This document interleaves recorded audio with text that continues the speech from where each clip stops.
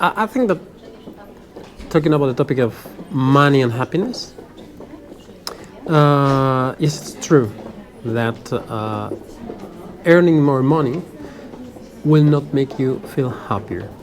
But first thing we have to bear in mind is that we need a minimum quantity of money. Yeah. You know. Once you have the basic covered, and let's say a kind of a wealthy life, Yeah. which different studies had set up to 75 to 80K per year, earning more money does not make you happy. Even there is a two different studies. Sure, it will be more than that, but there are different studies that demonstrate that earning a lot of money causes you more troubles and being more unhappy than getting just 75 or 80K. Yeah. Anyhow, if you ask all of us, do you want to make more money in your job? Everybody's going to say, yes, I need more money. Well, the problem is that if you are just working for the money, it is because you are not happy at your job. And you're trying to find a compensation for the time that you are wasting there, because you are not investing it. So it's important, the money. It is basic. You must have that, and it is not crucial at all.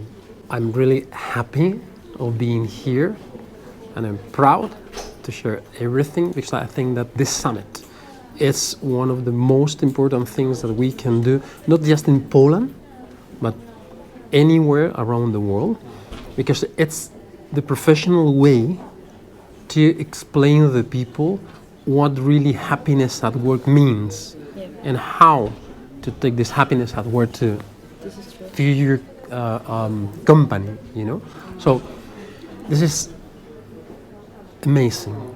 120 people just listening there and asking questions, and it's astonishing to me. I'm really happy. I'm enjoying a lot. I think that my face is telling you that I'm really happy. I'm excited, and I'm really willing to see half of this first day and the second day as well. How to link this with the new job or position of Chief Happiness Officer? I can't think on any position which has not been in which you should not have to be trained to develop the position.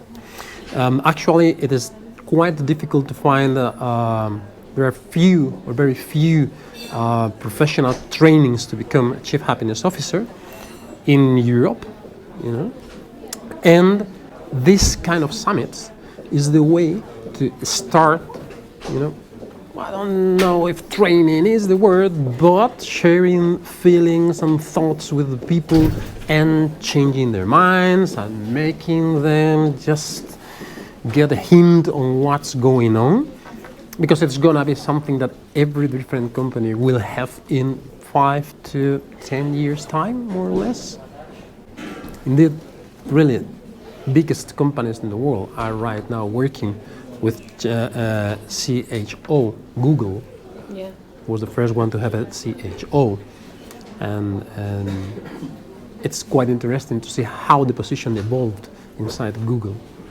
And thereafter, all of us will have, all different companies will have it, or should have it. First thing that we have to do is to get them on board in this kind of summit, because there they will see what are we talking about. Because if you do not have a professional idea or a professional background, it's going to be really difficult to listen to someone saying, okay, I want to work with the happiness of your employees, and I say, no, thank you, it costs money and I'm not going to get money back. The first thing is that I highly encourage them to join this kind of summits. Second one,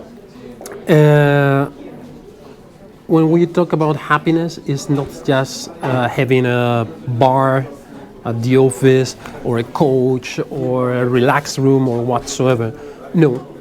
The first thing you have to do is listen to your employees. Ask to your employees, what do you want? What do you need?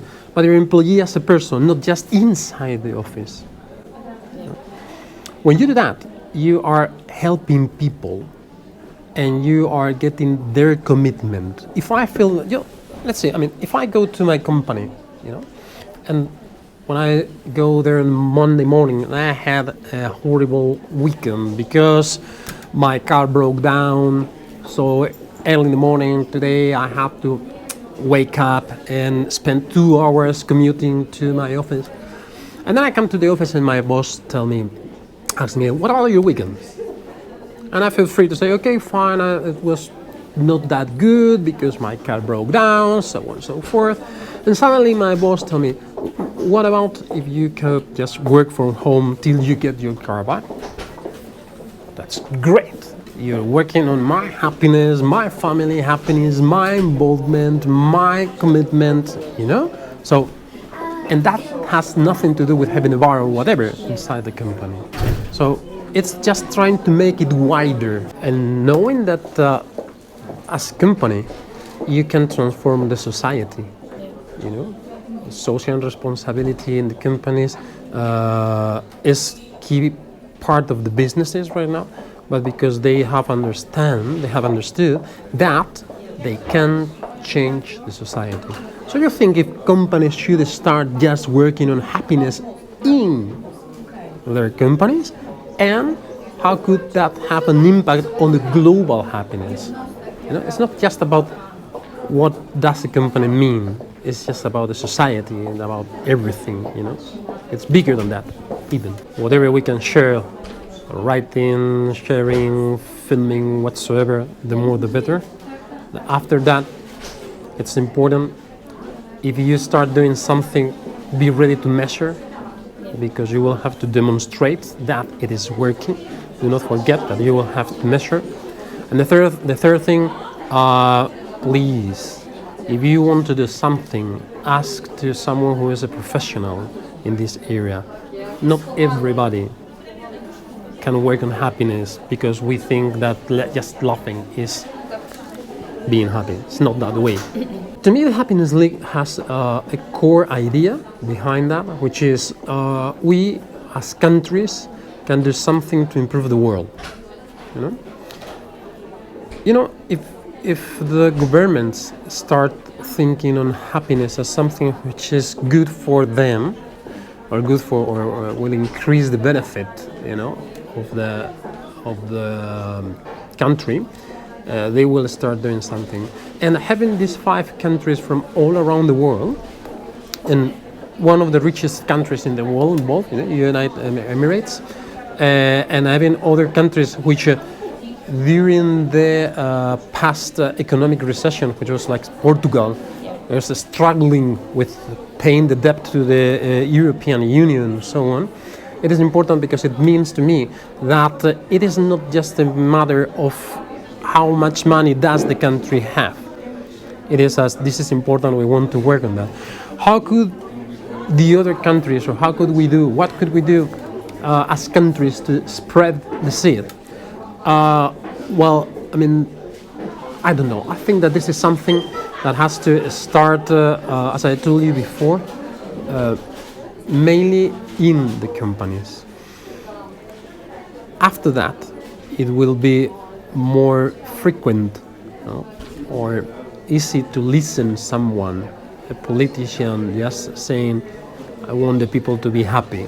I can't imagine any politician right now saying, you have to vote me because I'm going to make your life happier. I think that right now we are a couple of steps before. You have to work with the happiness of your employees, first of all, because you are managing people who have their own lives, with their needs, with their dreams, with their willings, and that's core for the society. And second one, mainly talking about business, you will save a lot of money if you start working and making people happy, because the return of investment is extremely high compared to the investment that you have to do.